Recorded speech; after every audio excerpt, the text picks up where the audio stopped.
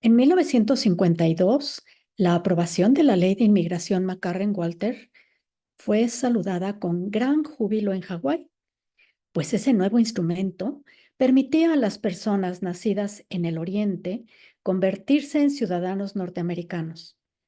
Inmediatamente se inauguraron escuelas de las cuales chinos y japoneses de cierta edad recibían instrucción sobre los detalles del sistema norteamericano de gobierno, y no era ciertamente poco común ver a ancianos que habían trabajado toda su vida como peones del campo, recitando tercamente para sí poder legislativo, poder ejecutivo, poder judicial. A principios de 1953, centenares de orientales solicitaban la ciudadanía norteamericana que durante tanto tiempo les había sido negada. Cierto que muchos de los solicitantes no entendían muy bien lo que significaba esa ciudadanía, pero por otra parte, resultaba impresionante ver aquellos viejos rostros, curtidos y arrugados por los elementos, iluminarse cuando el juez federal pronunciaba las solemnes palabras: "Usted es, desde este instante, ciudadano de los Estados Unidos de Norteamérica". Los verdaderos héroes de aquellos emocionantes días eran los ancianos que se habían negado siempre a aprender el inglés, pero que en aquel momento tenían que aprenderlo o renunciar a obtener la ciudadanía norteamericana. Con una tenacidad difícil de creer, aquellos tercos ancianos orientales asistían a las escuelas de idiomas. Merece un especial elogio el hecho de que muchos de ellos consiguieron dominar el inglés y al recibir finalmente el certificado de la ciudadanía, pudieron leerlo y comprenderlo. En años sucesivos, Hawái tuvo un electorado efectivo de más del 90%, porque los orientales sabían lo que era la democracia. En dos familias de Honolulu, aquella ley hizo impacto con efectos contrarios entre sí. Cuando Goro y Shigeo Sakagawa propusieron a su anciano padre que se inscribiese en la escuela de inglés, Kamehiro les sorprendió al responder en japonés: "Ya no deseo ser ciudadano norteamericano". "Pero papá, es la oportunidad de tu vida", protestó Goro. "Debieron hacerme ese ofrecimiento hace 50 años", contestó el viejo. "Papá", razonó Shigeo, "hoy vivimos en un mundo nuevo. No retrocedas a 50 años atrás". "Durante 50 años", dijo Kamehiro tristemente, "se nos estuvo diciendo: ustedes, sucios japoneses, nunca podrán ser ciudadanos norteamericanos. Durante 50 años se nos repitió a cada instante: vuélvanse a su Japón. Y ahora vienen y me dicen: usted es un gran viejo, Kamehiro, y por fin estamos dispuestos a permitirle que sea ciudadano de los Estados Unidos. ¿Saben lo que les digo a esos? Han llegado ustedes 50 años demasiado tarde". Los dos hijos se asombraron al descubrir la profundidad de los sentimientos de su padre y se volvieron hacia la madre tratando de persuadirla. Pero el viejo Kamehiro agregó rotundamente: "Yoriko, no te presentarás a ese examen. Toda la vida hemos sido buenos ciudadanos y ahora no necesitamos un pedazo de papel para demostrarlo". Y entonces Shigeo esgrimió dos razones que arrojaron una luz distinta sobre la cuestión. "Papá, la última vez estuve a punto de perder las elecciones porque la gente sacó a relucir todas esas tonterías antinorteamericanas que el señor Ishii ha andado diciendo toda la vida. Argumentaron que él es cuñado mío y que por lo tanto lo más probable es que yo tenga las mismas ideas. Ahora, si tú te niegas a solicitar la ciudadanía, van a gritar: eso demuestra lo que decíamos. Y todos creerán que nuestra familia es antinorteamericana". Kamehiro reflexionó sobre aquellas palabras de su hijo y Shig se dio cuenta de que su padre estaba perturbado, pues ninguno de los viejos japoneses se había mostrado más entusiasmado que Kamehiro durante las últimas elecciones. Cuando su hijo salió electo, el anciano paseó por todo el barrio de Kakaako, anunciando el triunfo a cuantos quisieran oírlo y asegurándoles que, por fin, los japoneses tenían un protector personal en el Palacio Iolani.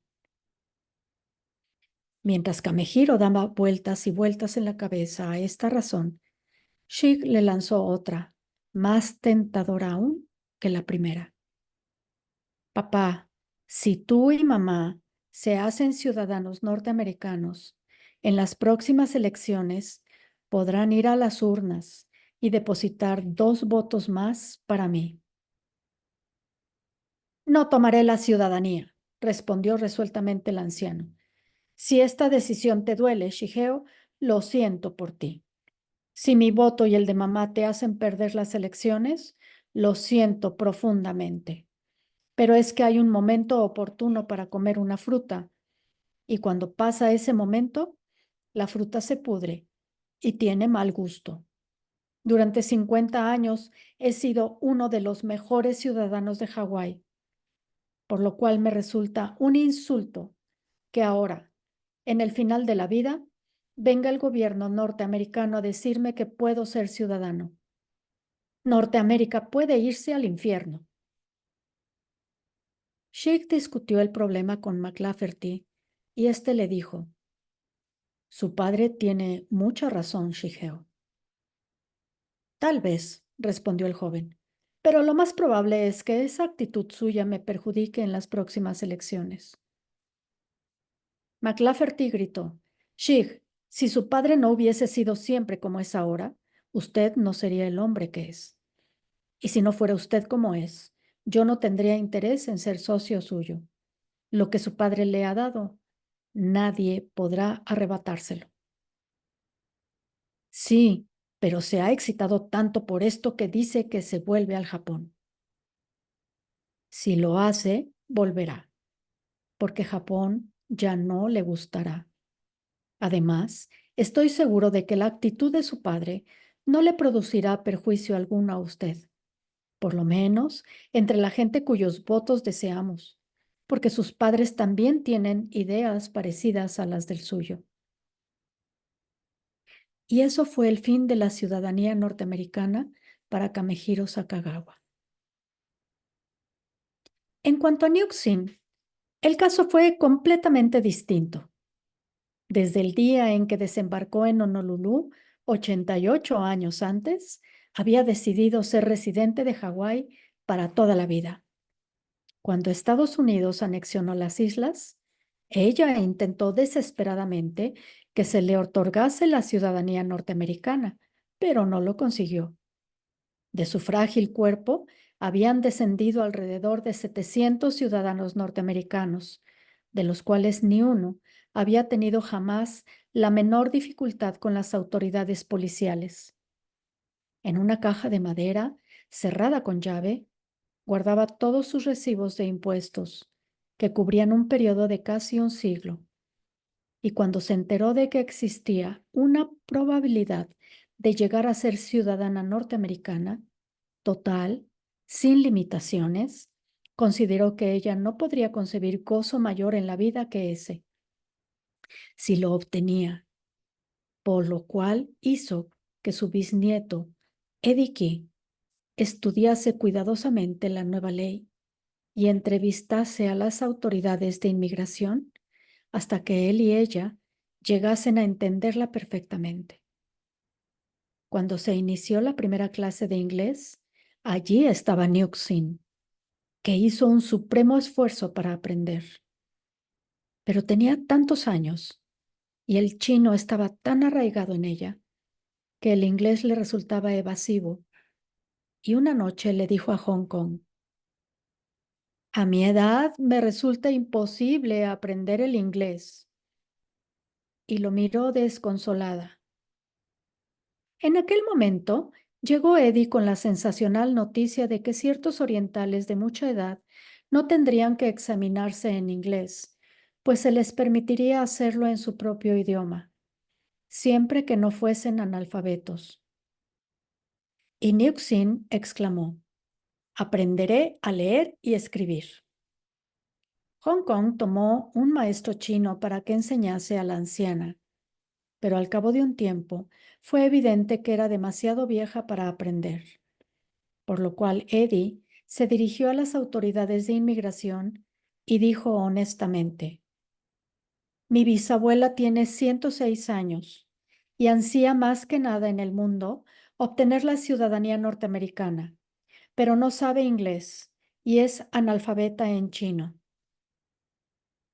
El examinador se dirigió a otra oficina y un momento después volvió con el funcionario de Washington, quien preguntó a Eddie: ¿dice usted que su bisabuela tiene 106 años?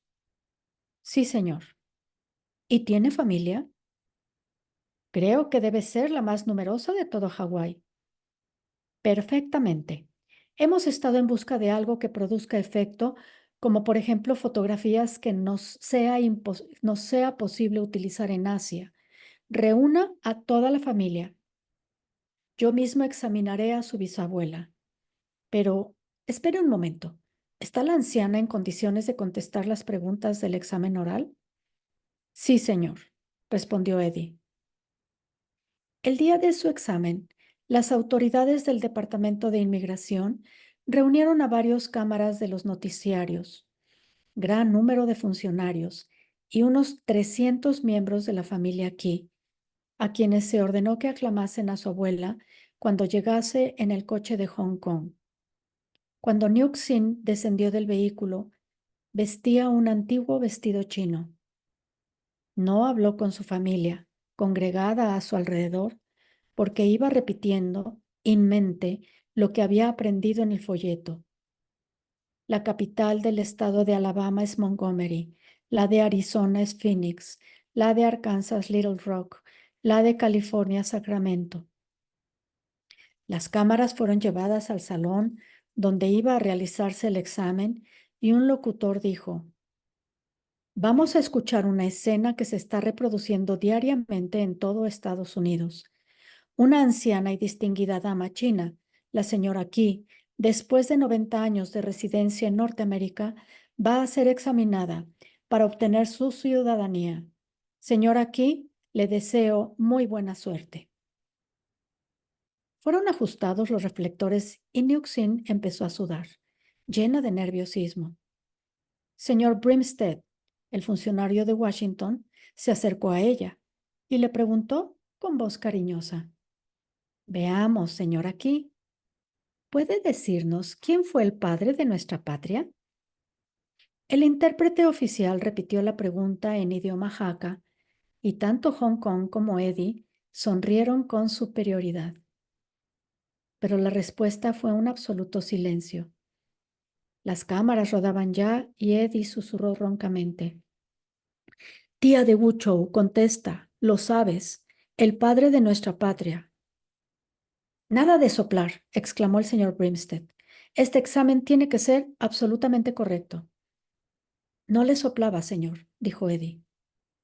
Tiene razón, señor Brimstead, dijo el intérprete. Solo le decía que contestase. Muy bien, replicó el señor Brimstead. Veamos, señor, aquí. Y su voz volvió a endulzarse manifiestamente. ¿Quién fue el padre de nuestra patria? El intérprete repitió la pregunta en Hakka y otra vez se produjo el silencio. Hong Kong, desesperado, miraba a su abuela y exclamaba para sí: di algo, por amor de Dios, di algo.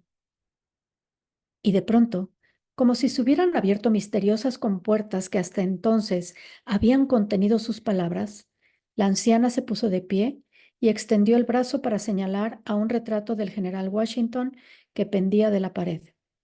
Ese, chilló con voz aguda, e inmediatamente agregó: la capital de Alabama es Montgomery, la de Arizona es Phoenix, la de Arkansas es Little Rock, la de California es Sacramento.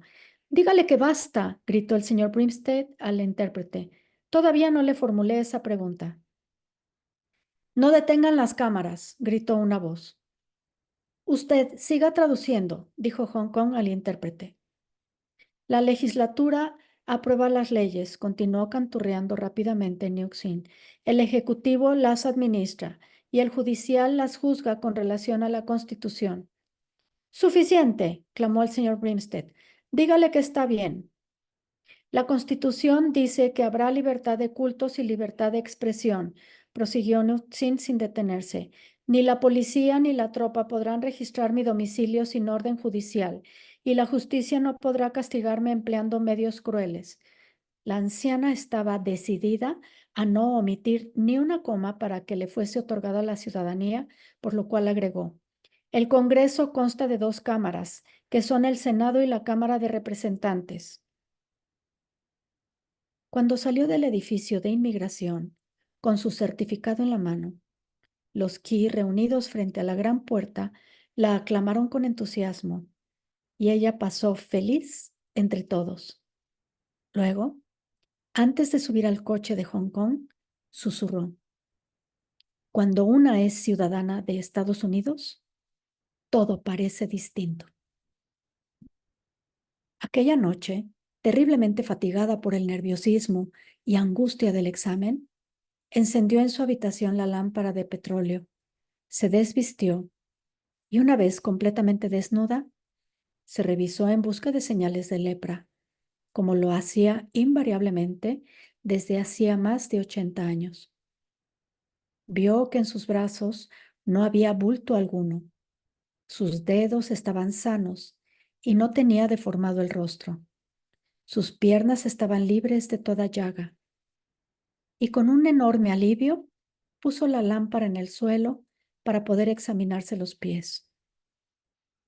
A la mañana siguiente, Hong Kong la encontró allí, un frágil cuerpo desnudo, viejo, todo piel y huesos, junto a una lámpara de petróleo que emitía una agonizante luz. Conforme millares de otrora proscritos orientales fueron obteniendo la ciudadanía norteamericana y el derecho de voto, a la vez que el movimiento obrero ganaba nuevo impulso, los jaoles veían con sombría claridad que su predominio en Hawái terminaba. Nadie sentía aquella situación más profundamente que Hawksworth Hale, pues pasaba por un periodo nebuloso de su vida y no estaba muy seguro de su rumbo futuro. Trataba diligentemente de mantener el control tanto de H&H como de Hawái, pero sospechaba que tanto la empresa como las islas se le iban escapando de las manos. Y por fin se produjo la gran crisis del ananá en 1953 y parecía que Hawái se iba a desmoronar. El desastre fue revelado cuando uno de los capataces de Kauai inspeccionó uno de los campos de ananás y descubrió que todas las plantas que debían tener ya un color verde azulado aparecían amarillentas. Inmediatamente pensó: algún idiota se ha olvidado de rociarlas con líquido contra los gusanos. Pero cuando consultó, descubrió que aquel campo había sido debidamente rociado. Uno de los botánicos empleados por el fuerte fue en avión a inspeccionar las mortecinas plantas y dijo: no se trata de gusanos, pero maldito, sí sé qué es lo que tienen esas plantas. En la segunda semana, las otrora fuertes plantas se derrumbaron de costado, como si algún enemigo interior estuviese minando su vitalidad. Pero no fue posible descubrir señal alguna de insectos o enfermedades. El botánico se asustó y telefoneó a Honolulu, donde se le informó que otras plantas de plantaciones aisladas en todas las islas empezaban a presentar similares síntomas. Aquello produjo enorme pánico en la industria y en el fuerte. Hawksworth Hale soportó la mayor carga de aquella ansiedad, puesto que H&H poseía grandes plantaciones de la fruta, mientras que otras firmas como J&W y Hewlett's, que le consideraban como su líder, eran todavía más vulnerables. Las pérdidas de aquel año amenazaban pasar de los 150.000 millones de dólares y los botánicos seguían sin saber lo que les ocurría a las plantas. Desesperado, Hawksworth Hale dijo: sabemos que nos está atacando, o bien algún virus o alguna deficiencia química. No parece ser lo primero, por lo cual tiene que ser lo segundo. Estoy dispuesto a rociar todas las plantas.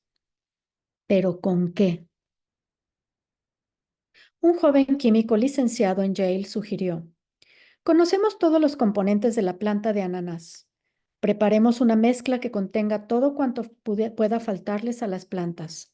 Al mismo tiempo, ustedes pueden comparar por análisis un centenar de las plantas agostadas con un centenar de las sanas.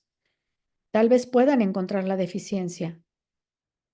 El joven preparó una mezcla fantástica que contenía un poco de cada uno de los elementos y roció con ella uno de los campos afectados. Casi como por arte de magia, las hambrientas plantas absorbieron algún diminuto elemento de la mezcla y al cabo de 2 días habían renacido y adquirido su debido color. Aquella fue una de las más dramáticas recuperaciones en la historia del cultivo de ananás, y aquella noche, por primera vez en varios meses, Hawksworth Hale durmió tranquilo. A la mañana, sus codirectores le preguntaron: ¿qué fue lo que salvó la cosecha? Nadie lo sabe, pero ahora vamos a descubrirlo. Alentó a los científicos, quienes fueron retirando de la mágica mezcla un elemento tras otro, hasta que un día omitieron el zinc, y ese día las plantas recomenzaron su agonía. ¡El zinc!, gritó Hale. ¿Quién diablos ha oído decir que debe agregarse zinc en el cultivo de ananás? En efecto, nadie lo había oído, pero a través de los años la constante lixiviación del suelo y la introducción de fertilizantes químicos habían eliminado completamente el zinc, cuya presencia nadie sospechaba siquiera. Y cuando llegaba el momento crítico, las plantas, hambrientas de zinc, se morían. Cuando Hong Kong Key llevaba ya un tiempo de prueba en varios directorios del fuerte, ocurrió lo increíble. El juez Harper lo hizo comparecer en su juzgado y le dijo: Hong Kong, los jueces han decidido designarlo fideicomisario de la tutoría de Malama Kanakoa. Hong Kong dio un paso atrás, como si el buen juez le hubiese propinado un puñetazo en pleno rostro. ¿Quiere usted decir, señor juez, que sin solicitarlo he sido designado? Así es.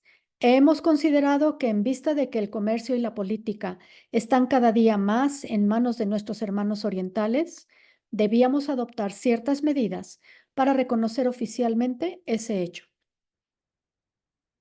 A pesar de su conocimiento sobre la forma en que operaban el fuerte y sus ramificaciones, Hong Kong recibió aquella designación evidentemente emocionado, pues sabía que en cuanto la diesen a la publicidad los diarios de la tarde, nadie podría dejar de reconocer la importancia y extensión de la revolución que se estaba operando en Hawái.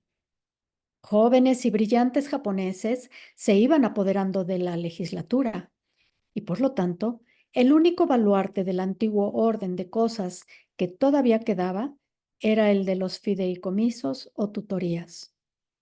Que el fuerte renunciase a uno solo de aquellos cargos era un acontecimiento de gran magnitud. Confieso que me emociona profundamente ese gesto, señor juez, dijo Hong Kong con verdadera humildad. Los jueces me otorgan un reconocimiento que jamás olvidaré. Pero, ¿saben ustedes cuál es mi actitud frente a la tenencia de la tierra, los arrendamientos y la distribución de los grandes latifundios que no utilizan sus tierras de manera provechosa? El juez Harper rió y señaló un papel que tenía sobre el escritorio.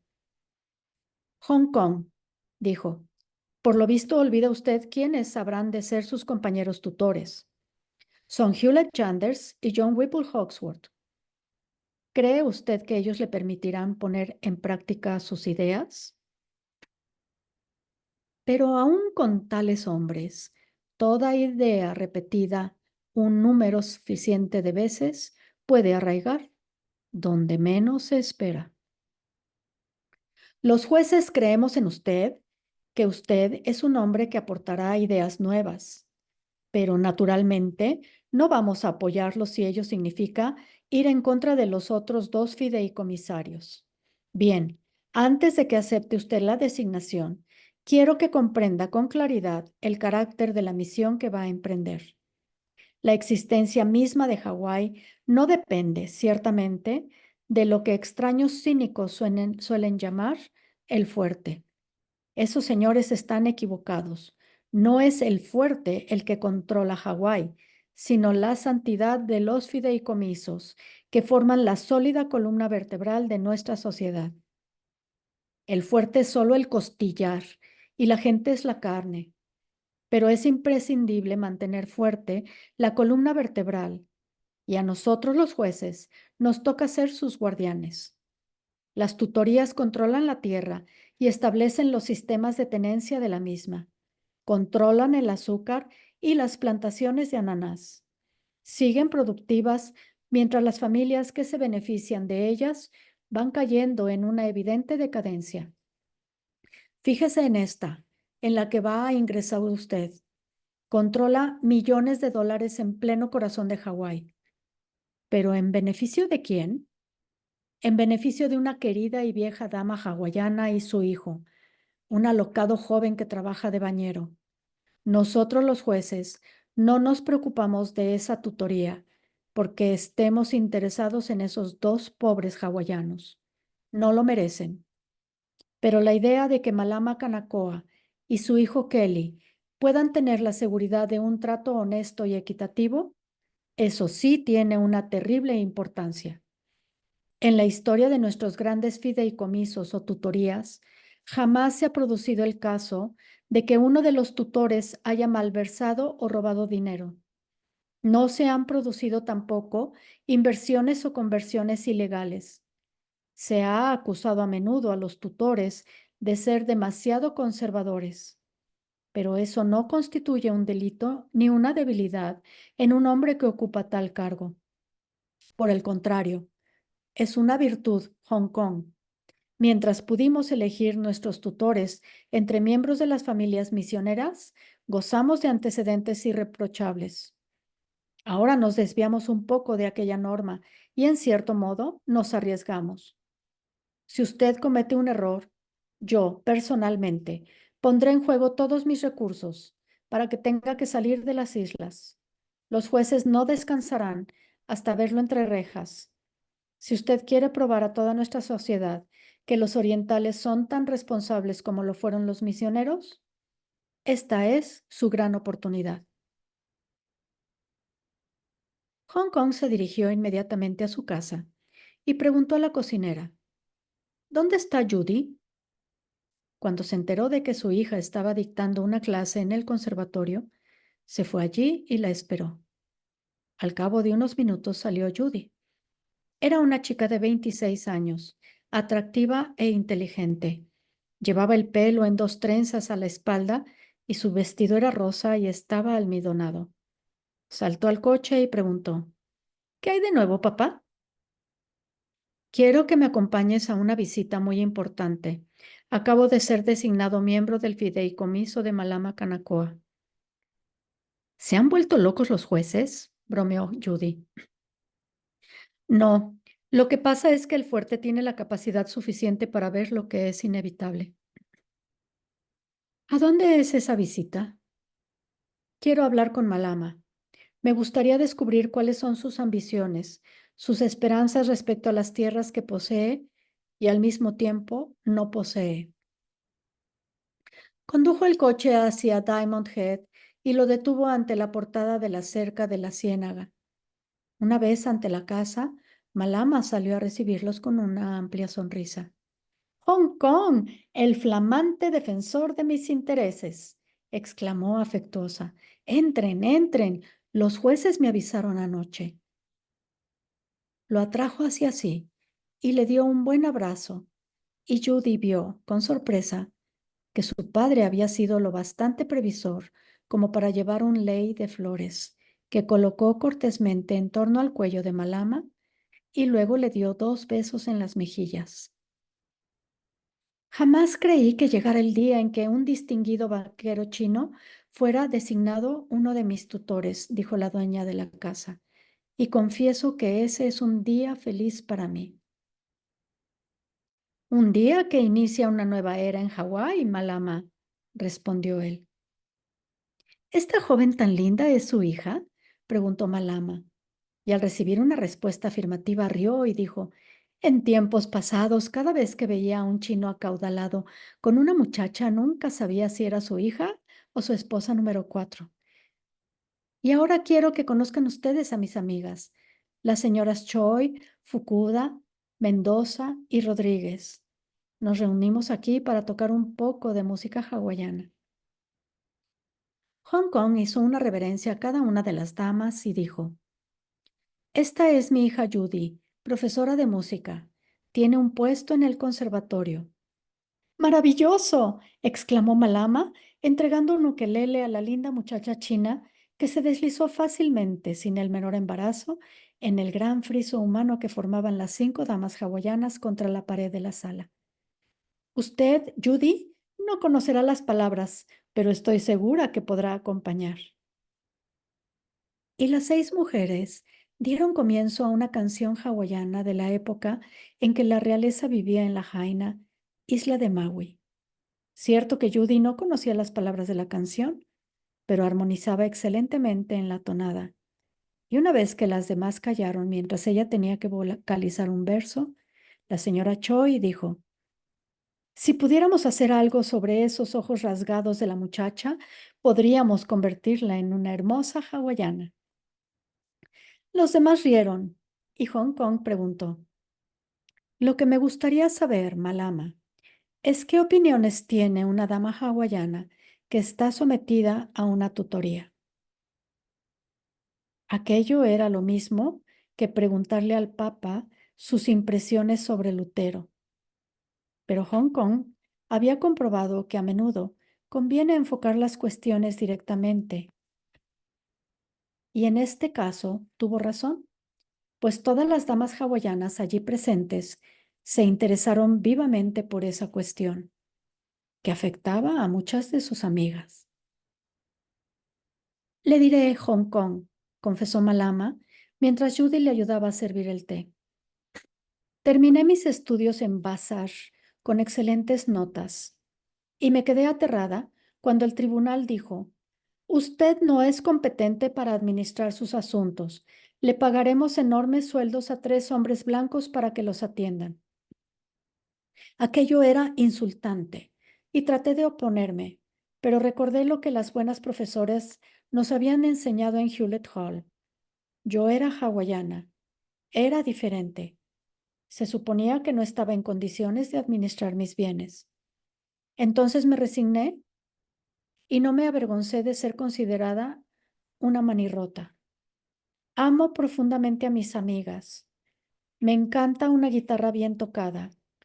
Amo la ciénaga y por todo eso he sucumbido al correr de los días. Unas amistades, el canto de los pájaros en la ciénaga, hasta que llegue el día de mi muerte. Soy una manirrota, por lo cual supongo que merezco que una tutoría me tenga a raya. No culpo a los tutores. Cuando los jueces se hicieron cargo de mis bienes, le debía al gobierno federal $350,000 de impuestos atrasados. Alguien tenía que hacer algo. Ahora me han fijado $22,000 por año solamente. ¿Y qué le parece el sistema?, preguntó Hong Kong. Ni lo entiendo ni me gusta, respondió Malama. Perfectamente, dijo Hong Kong. Voy a hacer algunas inversiones radicales para usted.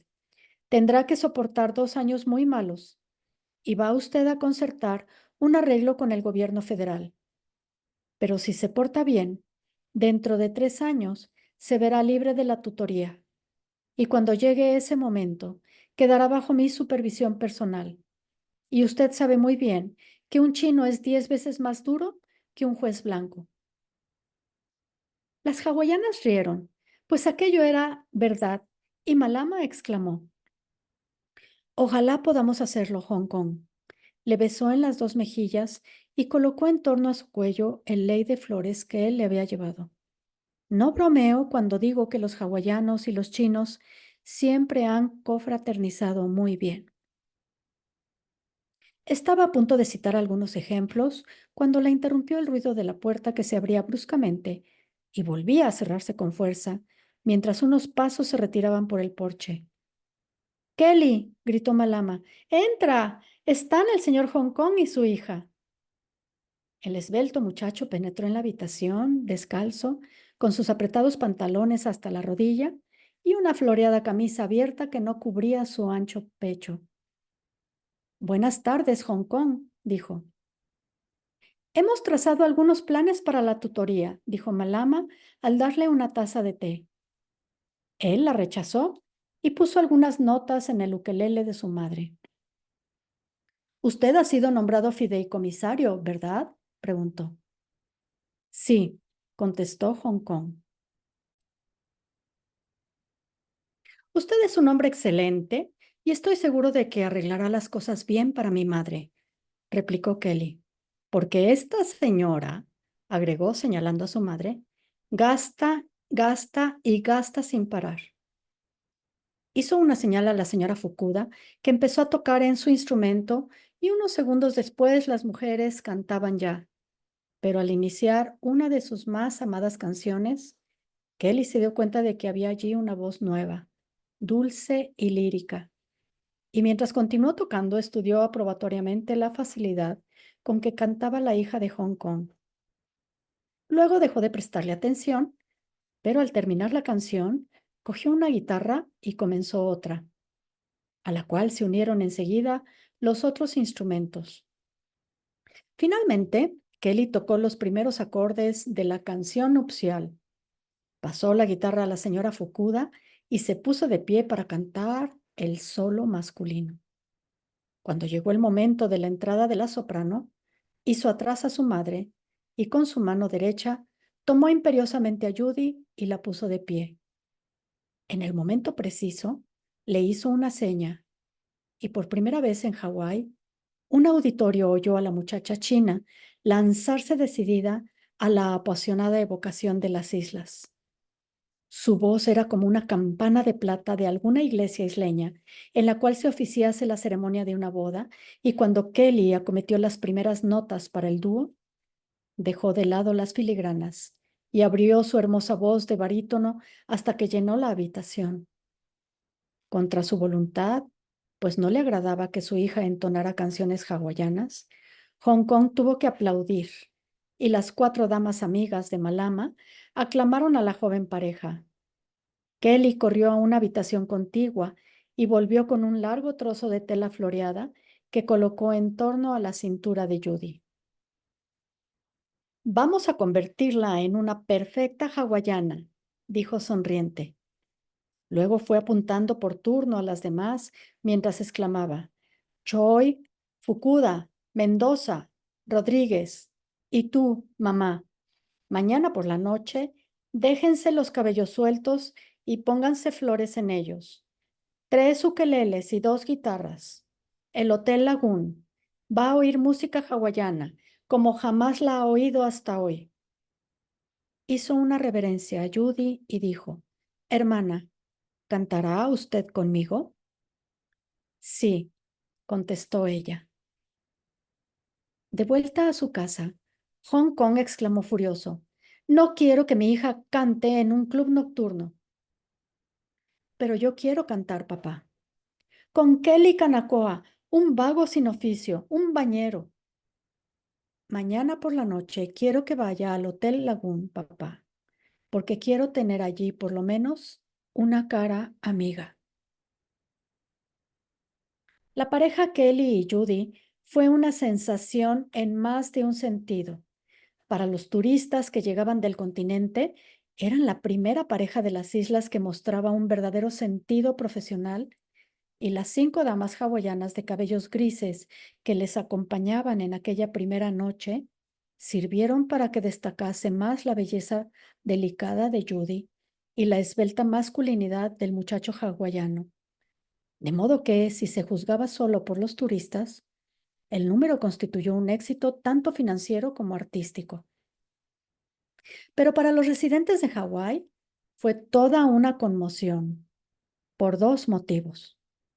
Para la comunidad china, resultaba inconcebible que precisamente el mismo día en que Hong Kong había sido designado fideicomisario de la tutoría de Malama Kanakoa, confirmando así su respetabilidad, su educada hija apareciese en público y nada menos que en un club nocturno, mostrando el ombligo, cantando y bailando la hula con un hombre de tan escaso o ningún prestigio como Kelly Kanakoa. Por lo menos 4 importantes familias chinas cuyos hijos habían pensado contraer enlace con Judy declararon rotundamente: jamás la aceptaremos como nuera. Pero para la comunidad hawaiana fue una afrenta, ya que no alcanzaba a comprender el hecho de que una familia alí como la de Kanakoa eligiera como compañera de canto de Kelly a una china, así como que ésta vistiese como una hawaiana. Los chinos boicotearon a Judy y los hawaianos a Kelly, pero Manny Feinberg, de los discos Clarity, les oyó en su segunda presentación y les firmó un importante contrato. Cuando los jóvenes cantantes regresaban aquella noche, Judy dijo: Kelly, creo que para nuestro próximo álbum de discos debemos formar nuestra propia compañía aquí, en Hawái. Y ese fue el comienzo de Discos Isle, que Judy Key administró con mano de hierro, siempre atenta a descubrir nuevos cantantes y músicos para ejecutar famosas canciones hawaianas. Al poco tiempo, la mitad de las melodías hawaianas que se oían en Norteamérica por los discos eran grabaciones de la hábil muchacha. Al cabo de un tiempo, Judy insistió en que cuando Kelly recibiese cables del continente recomendándole a alguna viuda o divorciada, no les hiciese caso. Ahora eres un artista importante, Kelly, insistía un día tras otro. No tienes necesidad de entregarte a todas esas mujeres neuróticas que te envían mensajes SOS. Son amigas de mis amigas, explicó él. ¿Te han hecho algún bien? No, respondió él. Pues entonces termina con todo eso. Y con el tiempo, hasta consiguió que Florsheim, que se había incorporado a su elenco, dejase de presentarse sin aliento ante Kelly para decirle: Kelly, hermano, he conseguido 2 muchachas y una de ellas tiene coche. ¿Me ayudarás, verdad? Había una cosa sobre la cual Judy Key no se hizo ilusiones. Era cierto que el éxito financiero de su elenco tenía como base principal su capacidad administrativa, pero su éxito artístico era originado únicamente por el contagioso encanto de Kelly y Florsheim. Cuando los turistas veían al esbelto Kelly y al gigantesco Florsheim, los admiraban y se encariñaban instintivamente con ellos, pues los 2 hawaianos les hacían recordar una era en que la vida era más simple, la risa más fácil y la música estaba siempre en el aire. La gente extraña a Hawái no amaba las islas porque Judy Key y su astuto padre Hong Kong efectuaban profundos cambios en la estructura social. La gente amaba Hawái debido a los polinesios. Lo único que hacía Judy era permitirles a los 2 bañeros que vivieran bien, pues bajo su administración ambos ganaban alrededor de $70,000 por año y con tiempo libre para dedicarse todas las tardes a sus diversiones en el mar, aunque solos. 2 personas mayores siguieron con interés la regeneración de Kelly y Florsheim. Para Malama, la llegada de la enérgica y hábil muchacha china Fue una bendición de los antiguos dioses que velaban siempre por los hawaianos. En los tés de su casa solían decir a sus amigas: yo intenté hacerle un hombre y fracasé, pero ahora, cuando esta pequeña china le ordena que salte, él salta. He oído decir que la compañía de discos está a nombre de ella, dijo la señora Rodríguez. Así es, reconoció Malama, pero fui yo quien lo sugirió. No quería que Kelly tuviese derecho a manejar la compañía. Entonces, si quiere su parte en la empresa, tendrá que casarse con Judy, ¿no? Nada me agradaría más que eso, exclamó francamente Malama. Luego, mirando tristemente hacia la ciénaga, donde los Alí de antaño habían paseado en sus botes, agregó dulcemente: solo nosotros los hawaianos no podemos mantener nuestra posición en el nuevo mundo que nos rodea.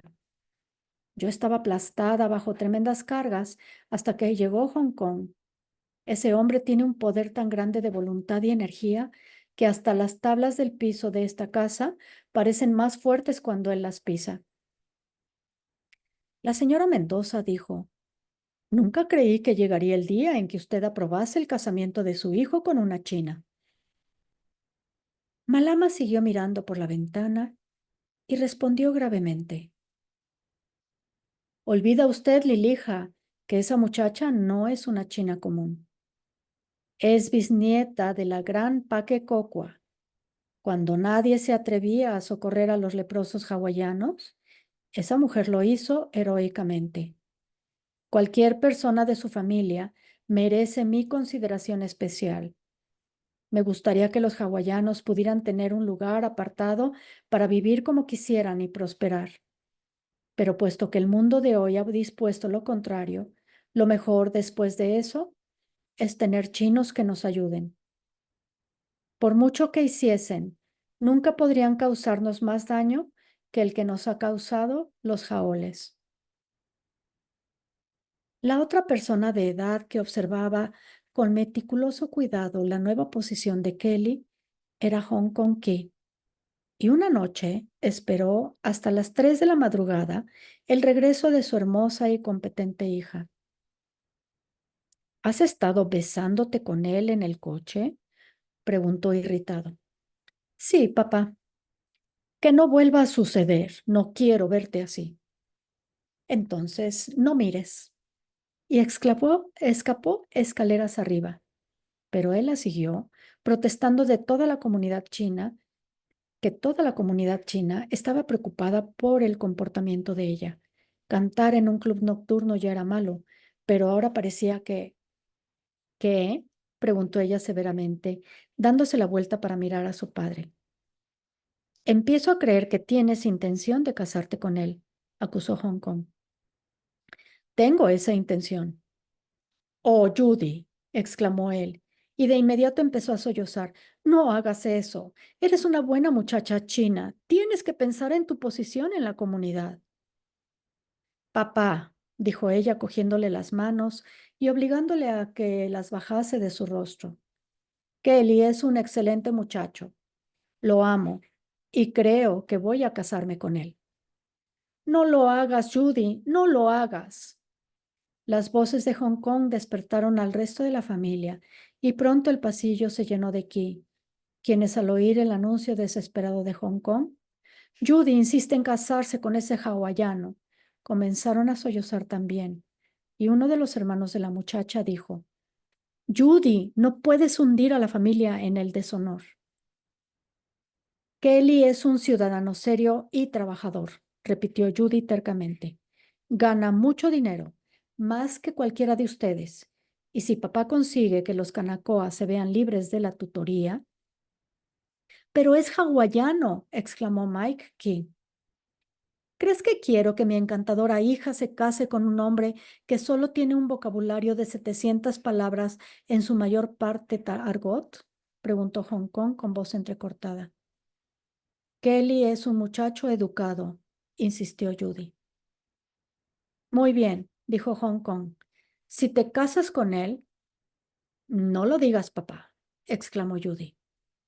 Si insistes en echar esa vergüenza sobre la familia y toda la comunidad china, no quiero saber nada más de ti. Eres una muchacha perdida. Los Qi se retiraron oficialmente a descansar, pero durante la noche, uno después de otro, se deslizaron en la habitación de Judy para explicarle cuán profundamente se oponían a su casamiento. No es porque Kelly tenga un vocabulario de 700 palabras, le susurró una hermana. Es que tú eres una excelente muchacha china y él es hawaiano. Muchos chinos se han casado con hawaianos, argumentó Judy. Ahí tienes el caso de Leon Choi. Sí, pero cada vez que uno lo hizo, nos ha causado una gran pena. ¿Sentirías la misma pena si Kelly fuese un blanco? La misma. Tú eres china. Cásate con un chino. Pero Judy Key era una muchacha decidida y a pesar de las presiones constantemente renovadas de toda su familia, llegó a casa una noche y anunció en voz alta: Escuchen esto, despierten todos. La más preciada flor del celeste imperio va a casarse con Kelly Kanakoa. ¿Qué piensan hacer? Y se fue a dormir. Al principio, Hong Kong se negó rotundamente a concurrir a la ceremonia, como lo hicieron muchas de las personalidades chinas y algunos de los alí hawaianos que aún vivían, pero Judy dijo valientemente: Esta noche, en el Hotel Lagoon, anunciaremos nuestro compromiso y luego cantaremos la canción nupcial en nuestro propio honor. Y así lo hicieron. Entre los turistas fue una boda muy popular, pero entre los ciudadanos afectados de Hawái fue una catástrofe.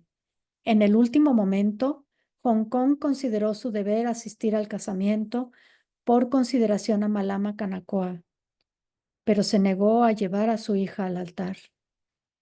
Pero en el fuerte, Hong Kong se encontró con que la vergüenza que sufría le acercaba más a sus colegas. Hewlett Chanders, cuyo hijo Whip seguía viviendo con el aviador de San Francisco, dijo simplemente: Uno no sabe nunca lo que van a hacer estos jóvenes Hong Kong. Y Hawksworth Hale, cuya hija Noelani seguía vagando melancólica por la casa y trataba de conseguir un divorcio sin publicidad, le puso una mano sobre el hombro y le confió: Todos tenemos que pasar el mal trago, pero ojalá no tuviéramos que hacerlo.